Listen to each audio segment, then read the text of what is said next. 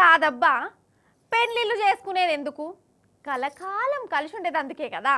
వేద మంత్రాల సాక్షిగా సుట్టపోళ్ళు గవాయి ఉండంగా వాళ్ళకు మంచిగా బిర్యానీలు బగారన్నం పెట్టి మరి కలకాలం కలిసిమెలిసి ఉంటామని అందరి ముందు విమానం తింటారు.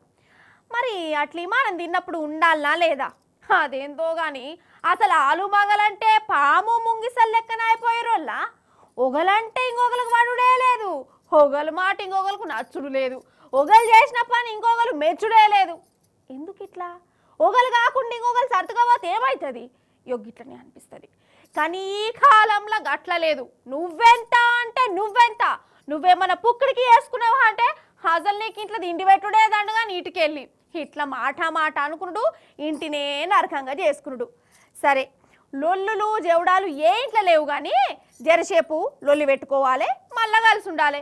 అంతేగాని సంపుకునుడు చచ్చిపోడేంది ఈ నడుమ బాగా అవుతున్నాయి. గదే చెప్తున్నా నేను. భర్త వేధింపులకు భార్య ఆత్మహత్య. భార్యతో పోరు పడలేక సాఫ్ట్వేర్ ఇంజనీర్ ఆత్మహత్య.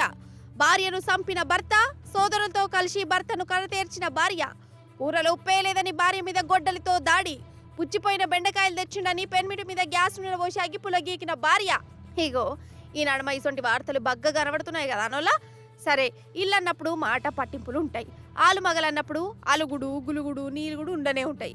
ప్రతి ఇంట్లో నడిచి రామాయణమే ఇది. చిన్నగా షురు అయిన లొల్లి పెద్ద పంచద్దాక పోతుంది. బీపీలు లేస్తే ఆమె చీపురు కట్ట మర్రెత్తది.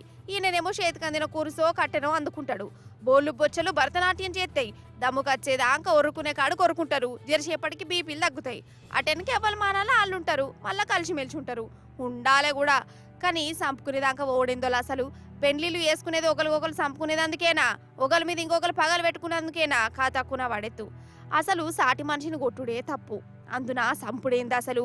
కలిసి కాపురం చేసిన వాళ్ళను సంపేదైనం ఎందుకు అత్తుంది కావచ్చు. అసలు చేతులు ఎట్లా అత్తన్నాయి? అరే, వీళ్ళ కోపాలు చేయబట్టి నడుమిట్లో ఇళ్ళ కుట్టిన పిల్లలు ఎంత ఆగమవుతారు? గాయంత ఆలోచన చెయ్యరా? చిన్నపిల్లలకు తల్లో తండ్రో లేకుంటే వాళ్ళకి ఎంత హరిగోసా. అసలు పిల్లల ముందు ఆలుమగ లొల్లులే పెట్టుకోవద్దు. వాళ్ళు మస్తు నామోష అవుతుంటారు, భయపడుతుంటారు. వాళ్ళ మనసుకు తక్లీఫ్ అనిపిస్తుంది. అసంటిది గిట్ల సంపుడేందోలా. మార్కెట్కు పోయి మిర్చి బజ్జీలు తినచ్చినంత అల్కగా ఒకరి మీద ఒకరు కత్తులు నూరుకుంటారు. సరే, ఇల్లు అంటే నరకం లెక్క కొడుతుందా? ఇక కలిసి కాపురం చేసుడు కాని పని అనుకుంటే సప్పుచేకి ఎవరితో వాళ్ళు చూసుకోవాలి. అనద్దు కానీ ఇడుపు కాయిదాలు ఇచ్చేది కోర్టులు కూడా ఉండనే ఉండే. మాట కటువుగా ఉన్నా మంచిదే. చంపుకునే దానికంటే కూడా గిట్ల వేరుపడ్డు నయ్యమే కదా. ఏం చంపుకున్నాడో ఏమో పోరి, నాకైతే భయమే అవుతుంది. ఓష్ని ఆలు మగలంటే పాలు నీళ్ళక చక్కెర చాపతి లెక్క ఒకరి కోసం ఇంకొకరు అన్నట్టు ఉండాలి కానీ గిట్లనా?